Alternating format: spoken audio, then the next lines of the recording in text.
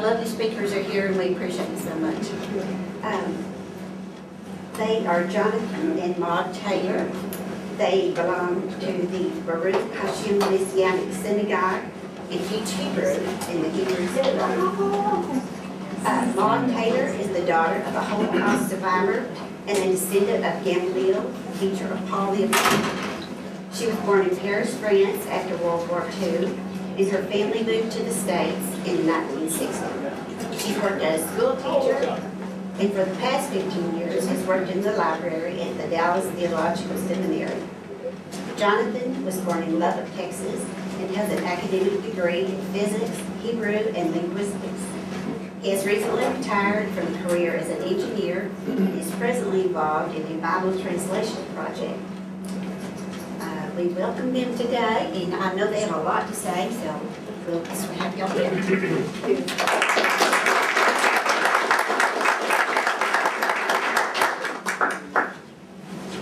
Okay. Thank you, Lord, for giving us this wonderful opportunity to manifest the glory of your word in the history of how it came down to us. Its reliability, how you revealed yourself throughout the generations in spite of our failings, in spite of our inability sometimes to even hear you clearly. Yet you used your vessels and you made your word clear for each generation, and sufficiently clear at that. I pray, Lord, that you would help us to convey the history of the canon to this group here, in the name of Yeshua HaMashiach. Amen. My husband will start the first part, and I will finish, and we will take questions. A brief word on the scrolls. I brought 3 of the scrolls from my collection. I have brought a half Torah, which is on the left end. The half Torah, if you're not familiar with the scrolls, is sections from the prophets. The Hebrew Bible is divided into 3 major parts. It's divided into the Torah, the Nevi'im, or prophets, and Ketuvim, or writings. The Torah is the first 5 books of the Bible. The Nevi'im includes Joshua through Kings, and all of the prophets that you're familiar with, Isaiah, Jeremiah, and so forth. And then the writings are the Psalms, the Proverbs, and so forth. In the traditional liturgical setting in a synagogue, there are regular readings from the Torah, and then the half Torah, which is the prophets. And so that's the first book. The second book is the book of Kings, which is what you know as 1 and 2 Kings. And the third book I brought is Esther. On the left side, I've got a modern Biblia Hebraica, which is a critical text of the Hebrew Bible. And that includes the text, the traditional text, the vowels, and the cantillation markings, plus a critical apparatus at the bottom that indicates varied readings. And then I brought a Septuagint, which is the Greek translation of the Bible. It was made roughly 200 BC. What you see up here is the traditional Torah scroll. I intended to bring a Torah, but I picked up the wrong scroll instead.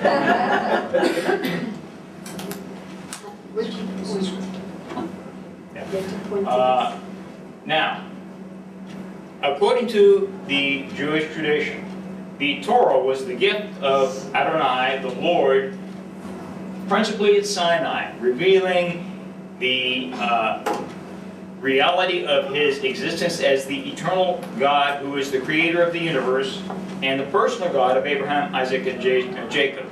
And he delivered to the descendants of Jacob the 10 words, 10 commandments, and revealed through Moses what we now know as the Torah, or the first 5 books: Genesis, Exodus, Leviticus, Numbers, and Deuteronomy.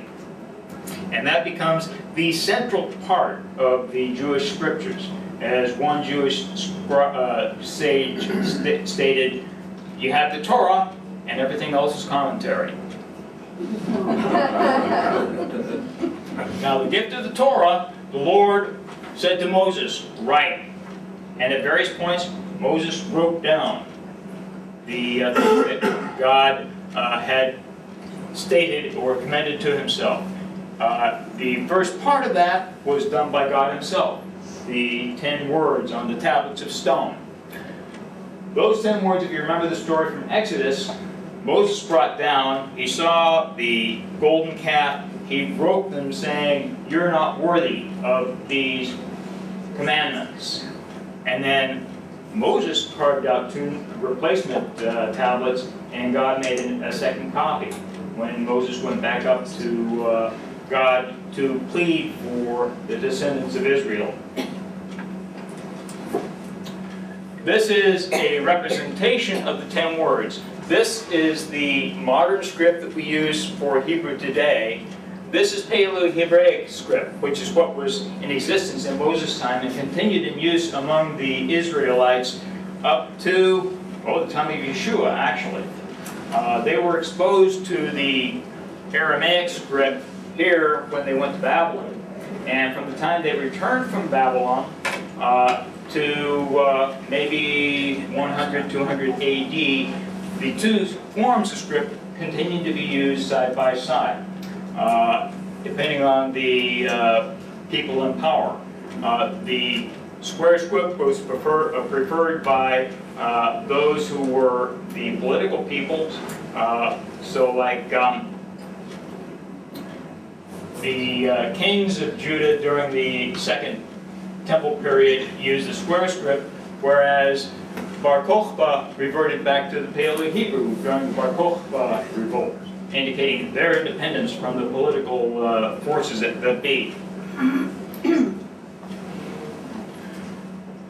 The major revelation, especially as far as the Jewish sages are concerned, is the revelation of the tabernacle and all of its accoutrements.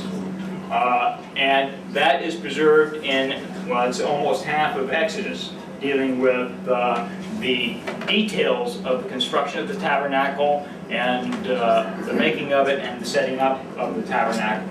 And that is again referred to in the book of Hebrews as the copy of the heavenly tabernacle, which was presented intact as a representation of the heavenly realities. The principal things involved in the tabernacle are the mercy seat and the Ark of the Covenant. And you may remember what is inside of the Ark of the Covenant. There's the 2 tablets, there's a pot of manna, there is Aaron's rod budded inside of this box. And each of those, if you think about it, is a memorial to the rebellion of the children of Israel. The 2 tablets of stone are the law, the commandments that Israel broke. The pot of manna indicates, or is a memorial for their rebellion against God when they came out and said, we have nothing to eat. And then Aaron's rod that budded was their rebellion against the stipulated order of leadership.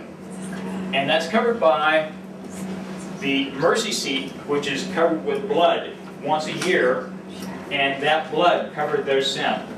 That's symbolic of the atonement, the covering of their sin. So God sees the blood, the atonement, instead of the sin.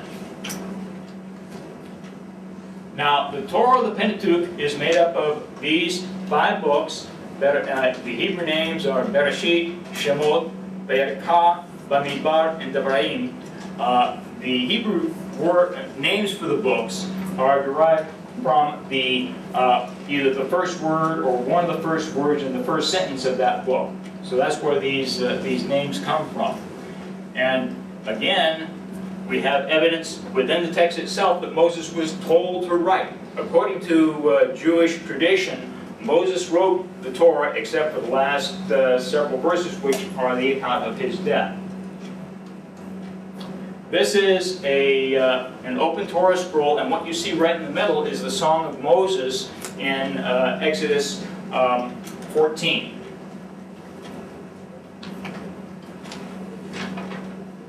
Now, especially in the last 150, 200 years, there have been many efforts to date the text of the Torah and the other books of the Hebrew Scripture based on linguistic characteristics and other things. The thing that you must keep in mind with respect to the Torah is that the Hebrew Scriptures were written over a period of 1,500 years. Now, what happens to a language over 1,000 years? What happens to a language over a generation? It changes. It changes regularly, because then it was a living language.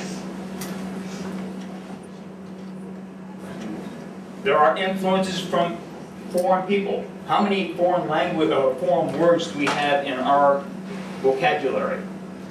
Just interacting with other people groups ends up with words being brought into our regular vocabulary. Well, that certainly happened to the Israelites during their time. And then there are anachronisms. Since language changes from generation to generation, after a dozen generations, earlier words either have changed meanings or have been gone out of use altogether. We have numerous examples just in English. All of you, I'm sure, have read Shakespeare. How would you do with Shakespeare without the notes? You would have a great deal of problem. Well, the Israelites had that same problem. With a text that was written maybe 1,000 years before them, well, place names have changed, the language has changed, and so the scribes regularly updated the language. We know they updated the orthography. They went from the Paleo-Hebrew to the square script that is used now, so they updated in various ways to keep the language, to keep the text understandable to the people. And so that was a regular characteristic that the scribes did. That continued up until the time of the Masoretes, about 900 to 1000 AD. Then the text became standard, and it didn't change from that point on. Now, I'm sure you have been exposed at some point or other to what is the effects of what is called the documentary hypothesis. That hypothesis holds that the Torah in particular, and the other books as well, were interwoven from source documents.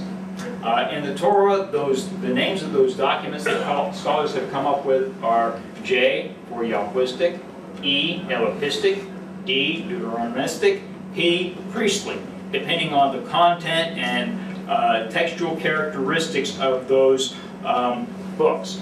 Now, the principal bases for those are 5 uses of different God names.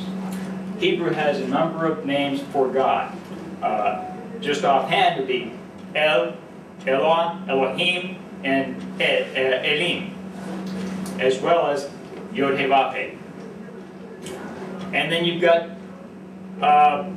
appellatives like Adonai Yireh or Adonai Tzavaot, and so forth.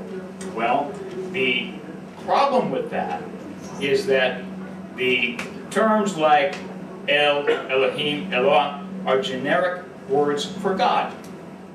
Yod He Vav He is a personal name. The others are epithets that describe a particular experience. We live in an environment where we know just the term God. They lived in an environment where there were multitudes of gods, and so throughout that culture, they used the term God when they were referring to a generic God, but a personal name when they were referring to a particular God. It shouldn't be a surprise to find that sort of thing going on. In this text, it occurred throughout that region. Okay, Yod He Vav He. It's called the Tetragrammaton. And that's where you get Jehovah, or another pronunciation suggested is Yahweh. Jews do not pronounce that name because they desire to sanctify the name and avoid inappropriate use of it. You recall from the Ten Commandments, it says, you shall not raise the name of God, Yod-Heh-Vav-Heh, to a falsehood. Usually translated, you shall not take the name of the Lord your God in vain. And out of concern for improper use of God's name, the Jews over time ceased to pronounce it at all and have replaced the name in reading with Adonai, which means the Lord. That's the way it occurs throughout the Septuagint. That's the way the apostles referred to God, the Lord. Yahweh also not written? Oh, it's written very much. But whenever it appears in the text, it is pronounced Adonai during reading. But yes, it occurs. Well, Yod-Heh-Vav-Heh are the 4 letters that make up the name. And whenever you see that in text, if you're reading, traditionally it is pronounced either Adonai, which is the Lord, or Elohim, to avoid repetition of Adonai, Adonai, or something like that.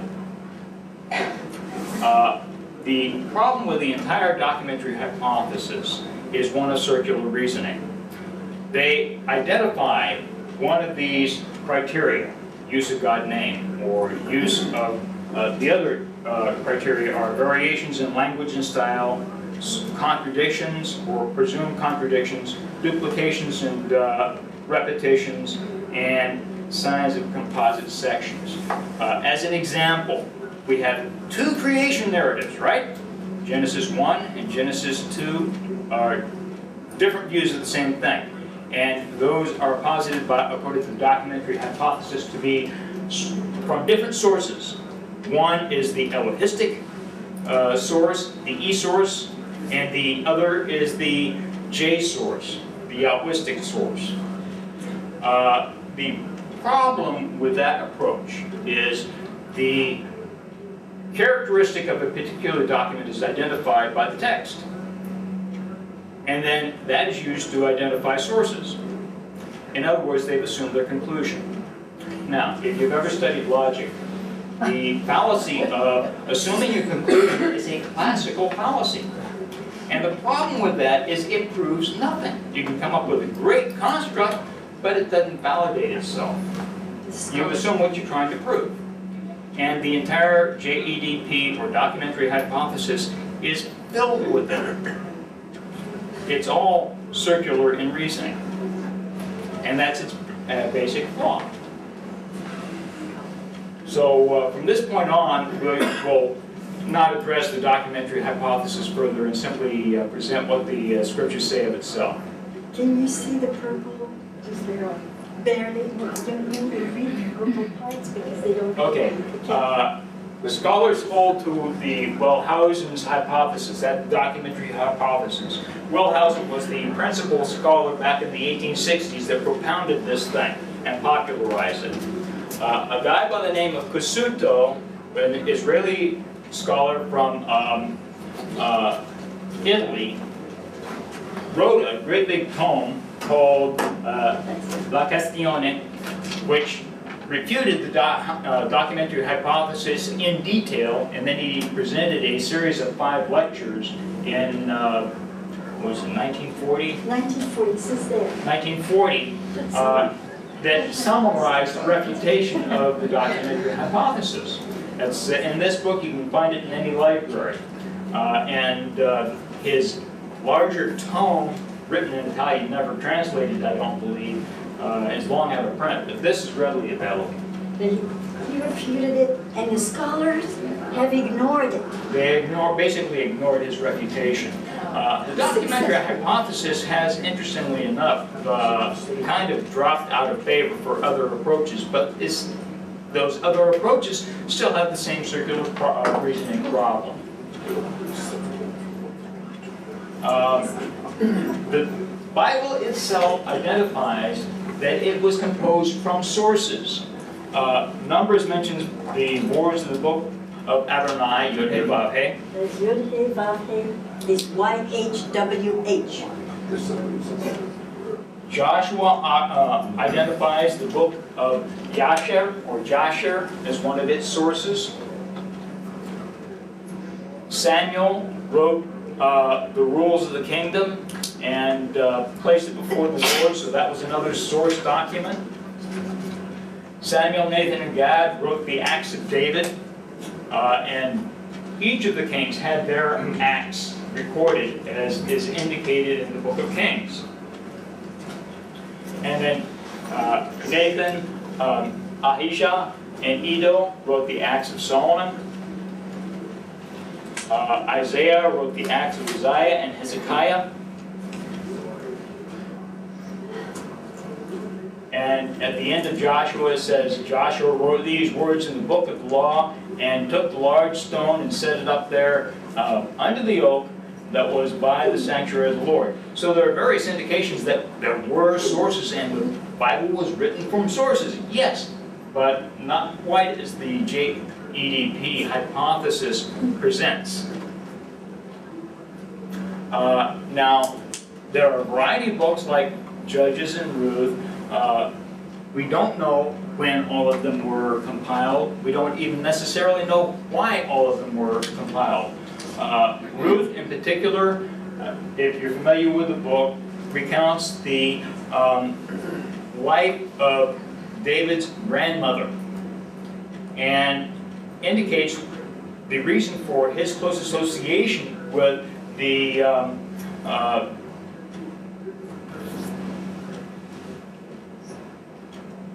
Ammonites? Moabites, yes. His close association with the king of Moab. If you remember the story of David, when Saul started pursuing him, he sent his father and mother off to the king of Moab for their protection.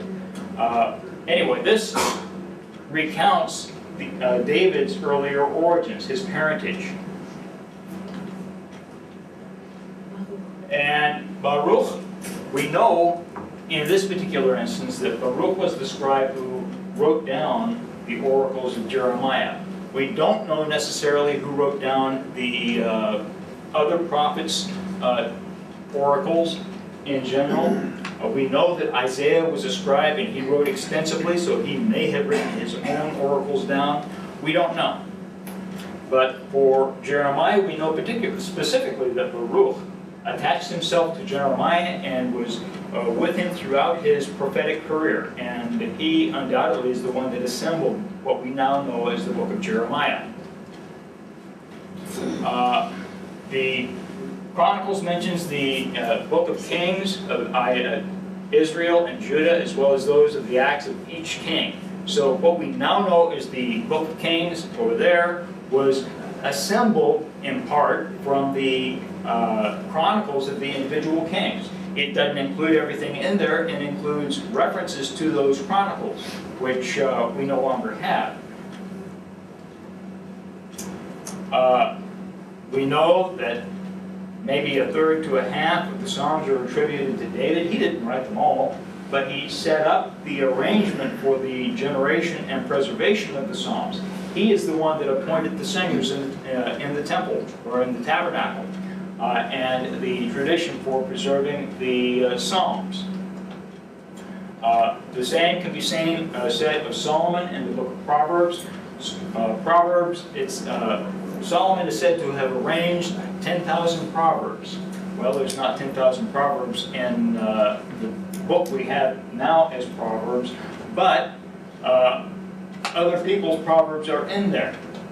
So he started the tradition of preserving the proverbs, and it was assembled sometime after his death into the book that we now have. We know that the priests were commanded to write and to preserve the content of what they had received. We know that the people were commanded to preserve the memory of what was presented to them, and that specific commandment is in Deuteronomy 6:6 and following, to teach your children what you have been taught concerning me being Adonai. So the importance of preserving the memory of the events, particularly the memory of the Exodus and the events at Sinai, were throughout, or are throughout, the Hebrew Scriptures. And then the command to the king said, now when he comes to when he sits on the throne of his kingdom, he shall write for himself a copy of this law and on a scroll in the presence of Levitical priests, and he was commanded to study it daily. Throughout the existence of Israel, the importance of remembering what has happened and their history has been prominent, and that is reflected throughout the content of the scrolls. And then at the end of Deuteronomy, there's a prohibition against changing. There's a curse saying, "Cursed is he who shall add or delete anything or remove anything from this Torah, this law." And you'll see the same thing at the end of Revelation. Anyone who adds to this revelation will have the curses of this book or the tribulations of this book added to him. Anybody that detracts or removes anything from it will have his portion from the book of life removed. So that curse was copied from Deuteronomy and its content. There's the statement, "You shall not add to the word which I am commanding you, nor take away from it, that you may keep the commands of the Lord." And the same thing in content is stated in 12:32, "Whenever I command you, you shall be careful to do. You shall not add to nor take away from it." The memory of what God has done was always of paramount importance to the Israelites. And I might add, one of the problems that rabbinic tradition has is they've added extensively to the specific things that have been presented. Always going to take over. So, obviously, we Messianic Jews do not ascribe to the oral Torah. That is what the rabbis are saying, that the revelation of God did not just come through the scriptures written, but also orally from, and they trace in the book Pirkei Avot, they trace all the way from Mount Sinai, supposedly some people who have kept the oral Torah. Well, this is just legend. we do not think that that is considered as scripture. So it's this one.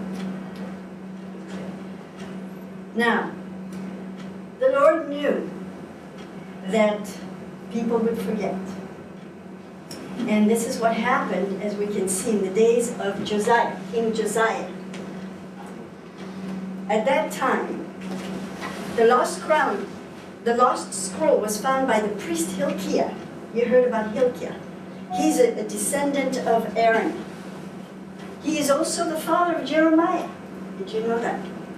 And the great-grandfather of Ezra at the return, who is the priest who comes and brings the Torah and has the public reading in the new temple, the second temple. Okay? Now, this is proof that God, no matter what, is going to look after His word, as He said. 2 Kings 22, 8-20 is the narrative where we have the story. Okay?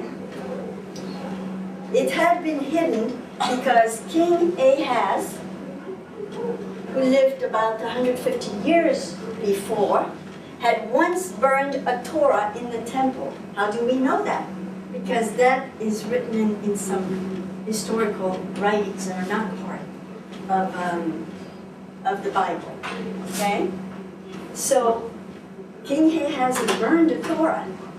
So at that time, they had hidden the Torah. So about 150 years they were without a Torah. The prophetess Huldah, who happens to be a descendant of Joshua as well, and a relative of Jeremiah. had scrolls in her possession in Jerusalem. And she's the one mentioned in that little narrative. Because Jeremiah at that time was absent. He was not in Jerusalem. He was delivering the prophecy to Nineveh. There was a prophecy to Nineveh in the book of Jeremiah. And he was over there delivering. And she had a school actually for women. Because women also studied the Torah. Women were to teach women. Men were to teach men. And she was from a Kohanim family. A Kohen family. Okay? So she had scrolls in her possession for her school in Jerusalem. And she was the wife of Shallum, who was King Josiah's, one of King Josiah's childhood instructors. And that is how Shallum brought it to the attention of Josiah. Now, kings, prophets, priests, and governors, they quote the Torah regularly. Samuel, it shows here on the right side various examples. I won't go through the details, because there's no time. But this interquoting of the Torah proves in itself that they had access to the scriptures, right? How could they quote it?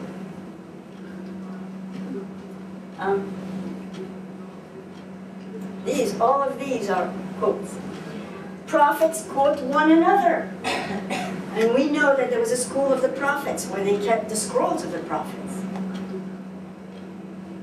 They kept historical records such as royal chronicles. Now, remember when in the beginning of the New Testament, we have the King Herod who says, what is this prophecy? Go and find out. And sure enough, the Kohanim, the priests, they go to the place of the scrolls. And they go and check out the scrolls. They select every scroll. So they had a scroll for every book. Okay, and they said, oh yes, there is the Messiah is supposed to be born in Bethlehem. Isaiah 38, Jeremiah 36:2, these are all mentioning those royal scrolls of the kings. And they kept libraries in various places.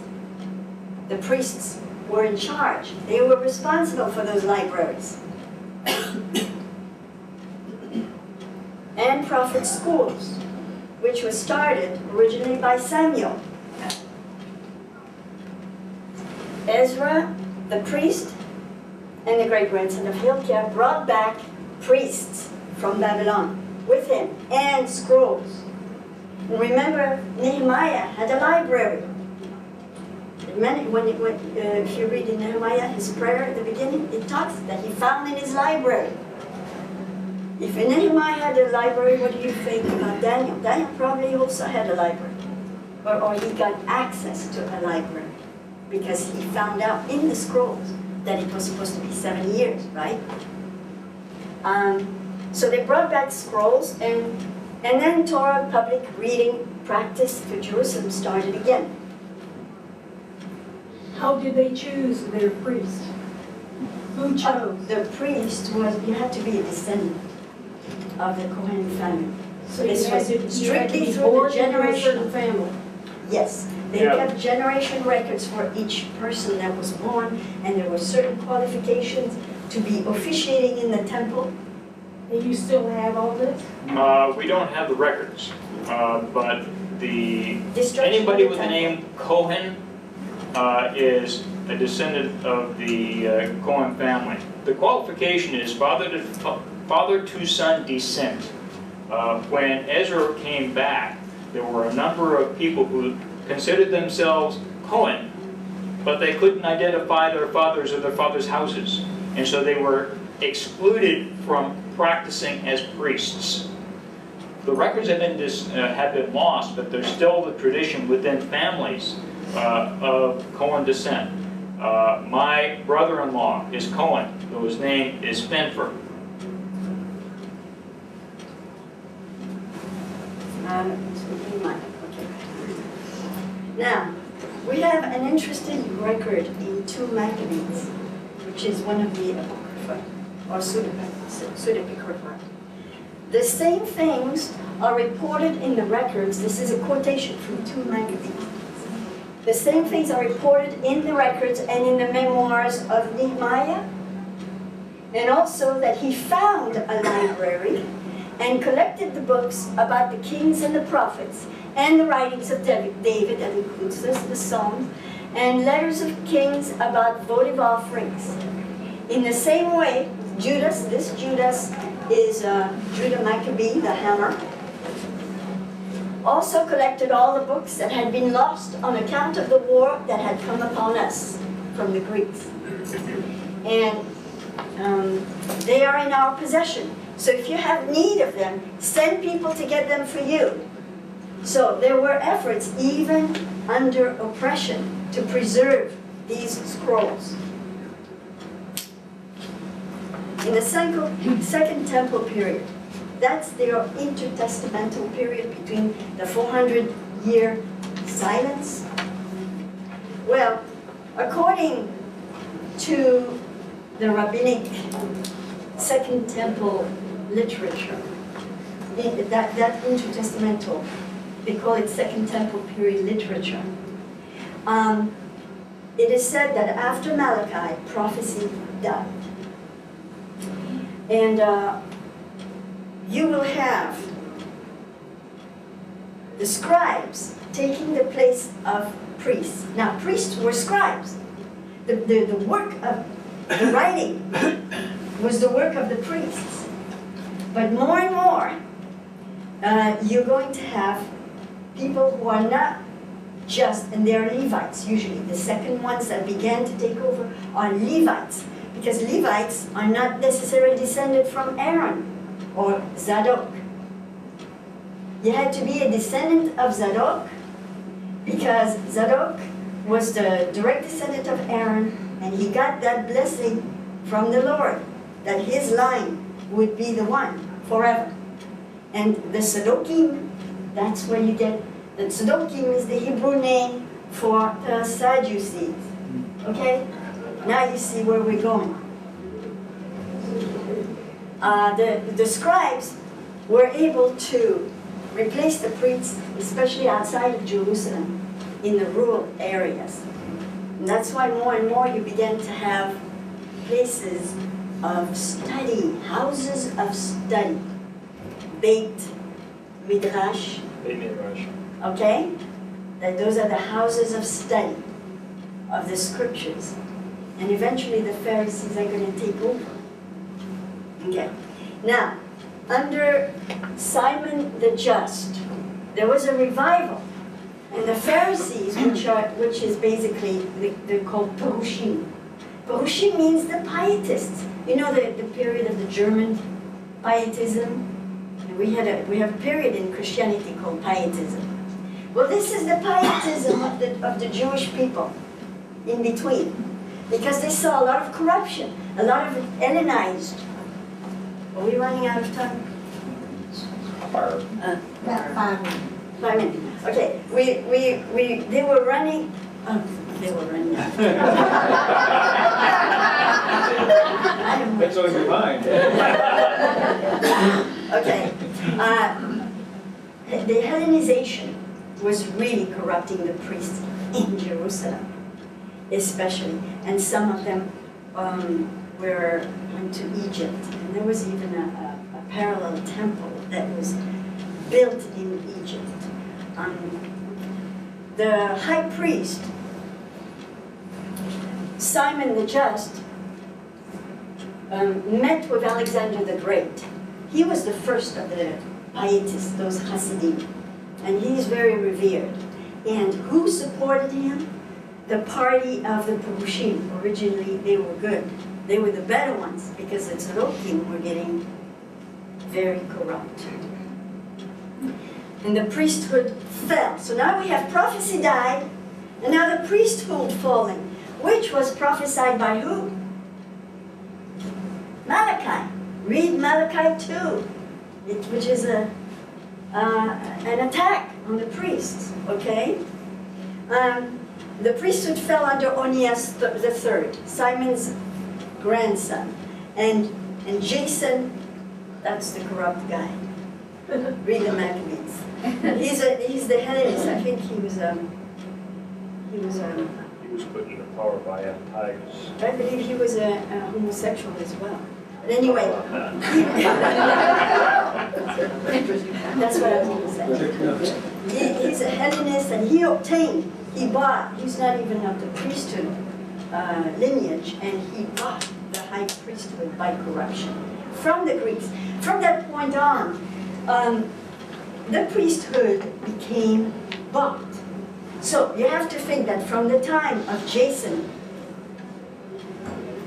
you no longer have a legitimate priesthood. Okay? During Maccabean era, the Hasidim were eventually succeeded during the Hasmonean era, right after. Well, Hasmonean era is at the time of Maccabeans, okay? Hasmonean dynasty is the Maccabean people, okay? The Maccabee family. So it's, when you say Maccabean era, Hasmonean era, it's the same.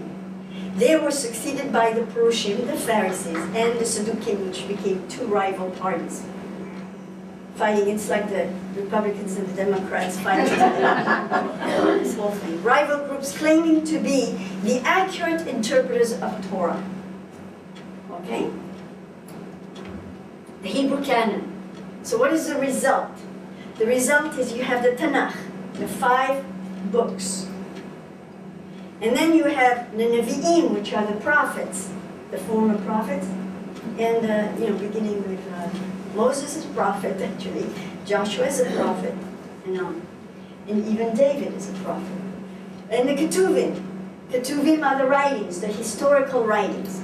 So, the Pentateuch, or the Torah, the 5 books, were canonized around 400 BC, quite early, compared to the rest. The Nevi'im, the prophets, were canonized around 200 BC. When the prophecy had died and was replaced by apocalyptic literature. When they didn't have prophecy, then what do you have? All kinds of people speculating about the former prophecies, just like today. That's apocalyptic literature. And that's why you have so much Jewish apocalyptic literature in that day. And with discussions remaining on Ezekiel, Daniel, and minor prophets. Those are the ones that were the most discussed before they became canonized. In the writings, they were canonized around 70 CE, during the era of the rabbis, that's the Pharisees. When 120 men of the Great Assembly, the Sanhedrin, finalized the canon at the Council of Yavne after the destruction, just right after the destruction.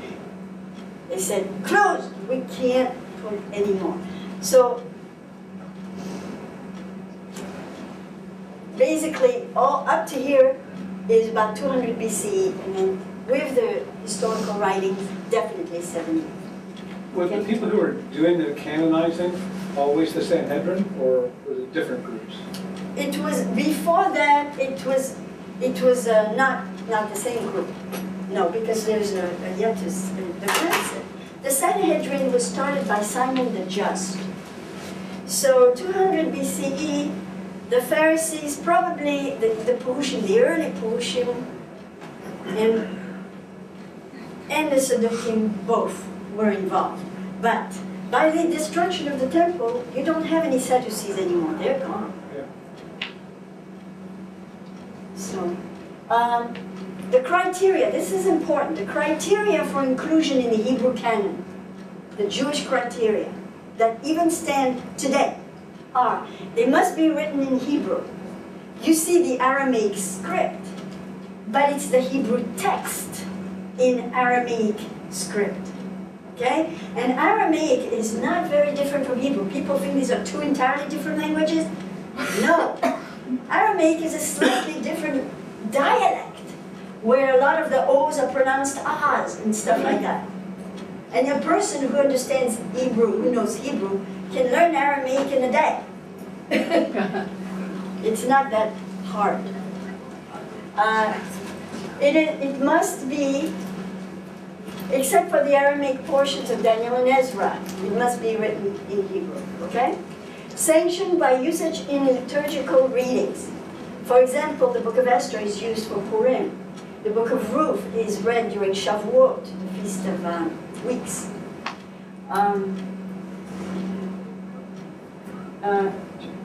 Judith was rejected because it's not used in a festival. That's why Judith did not get accepted.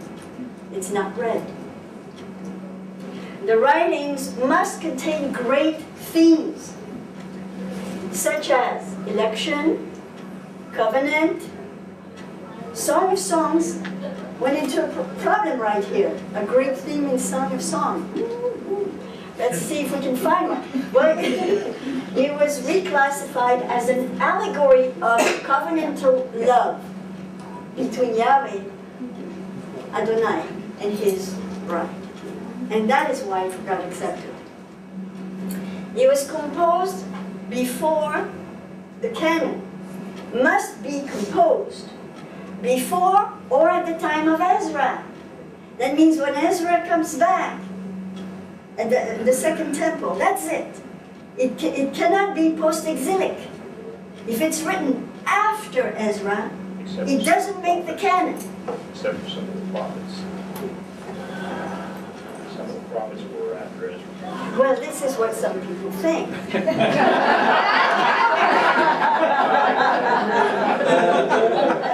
Malachi was after Ezra. Oh yeah, Malachi. Well, see, Malachi was contemporary Well, to Ezra. probably. Yes, I mean, it's the same generation. So when we say Ezra, I can give you the prophetic equivalent, Malachi, okay? So excluded are the writing of Sirach, the wisdom of Sirach, Enoch, which is, all this is apocalyptic, Jubilees, pseudepigrapha, and Judeo-Christian apocrypha, but it includes Daniel and Ecclesiastes, Kohelet, okay? So that's why I believe that putting Daniel as in between the Testaments, I don't think so. And the Septuagint, well, there's a translation. I want to go fast on this.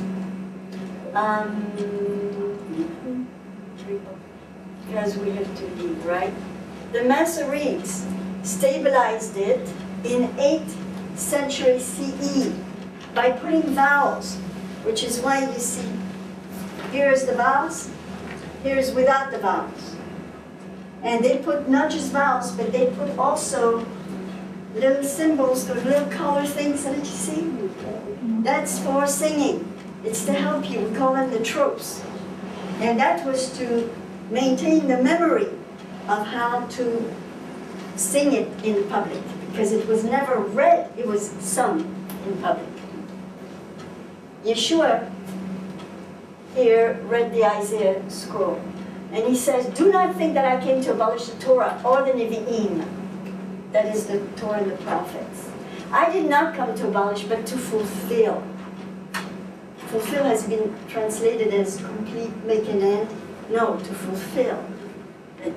And for truly I say to you, until heaven and earth pass away, not one smallest letter or stroke, jot or tittle, and we'll show you what that is, shall pass from the Torah until all is accomplished. Here is a jot. I don't know if you have a thing there. That's a jot, okay? And the tittle is, do you see this on the side? That distinguishes a dalet, the D, from the resh, which is the R. Of course, if you do not see the tittle, you can misread a word, okay? So in essence, what he was saying is not the smallest letter and not the smallest stroke of a letter will Yeah. pass away. So you have 24 books in the Hebrew canon. And those 24, 5 of the Torah, 8 prophets, Joshua, Judges, Samuel, Kings, Isaiah, Jeremiah, Ezekiel, and the book of the 12. That was one book, the book of the 12. And the writings, 11 books. That is Psalms, Proverbs, Job, and the Megillot, the 5 Megillot which are read at festivals. You have Ruth, Lamentations, Ecclesiastes, Song of Songs, and Esther. And the rest, which are Daniel, Ezra, Nehemiah, and Chronicles. This is the rolling of the Bible scroll. So this is where we take questions, but I don't even know that we have any time for that. Yes? I just had one question. I was wondering what your thoughts were on the Dead Sea Scrolls, because I've read a lot about this topic, about the canon, and one of the things they talk about is that the discovery of the Dead Sea Scrolls in some parts agree more with the Septuagint than they do the Masoretic text. Yeah, I think I can address that. The evidence is that prior to the work of the Masoretes, there was much more variation from scroll to scroll than would be accepted today. We have various sources. Were in like 900 AD, right? Yeah, the It's about Masoretes were about 900 AD. The Dead Sea Scrolls date from about 200 BC and forward, Right. and some of the scrolls agree, yes, with the Septuagint against the Torah, or agree with the existing Hebrew scriptures against the Septuagint. So there were variations. We see that same thing in the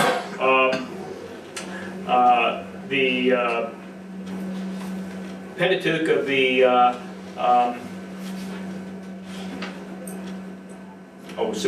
Samaritan Pentateuch. Right. That sometimes the Samaritan Pentateuch agrees with the existing Masoretic text against the Septuagint, and sometimes it agrees with the Septuagint. So there were more variant readings than we recognize today than current. A lot of those variations were things like conflations, which I mean where you take one portion of the text and read it in. There are parallel portions of the Torah, for example, between Deuteronomy and Exodus, and the Samaritan Pentateuch will put those together so that you have the complete thing in both places. And that's one form of variation that exists. But yes, the Qumran texts give evidence to that. They're not uniform. There are two major texts of Isaiah. 1Q Isaiah A was the more complete one, 1Q Isaiah B. And Isaiah A is more different than Isaiah B. So they were both there at the same time. Just quickly, it seems like Paul and Jesus and the gospel writers quoted a lot more from the Septuagint than they did anything that we see from the Masoretic. It depends on the writer. The Septuagint was the Bible that the people used the most in the first century, in those days. Which is why later on, the rabbis got very upset when they saw that this new sect, the Christian sect, was using the scriptures of the Septuagint to prove the Messianic prophecies. And so they developed their own translation, another translation in the And second. rejected the Apocrypha, which the Septuagint accepted. Yes. But there is a very good book that just came out by Daniel Boyarin, who is the foremost Talmudic scholar from Israel. And he speaks about how he accepts, basically, that there was an expectation of a Messiah before Yeshua was born in the scriptures and in the culture of a Messiah who would come, die, and be resurrected after 3 days. That was existing. And that is a major, from Israeli scholars, that is a major event, just came out.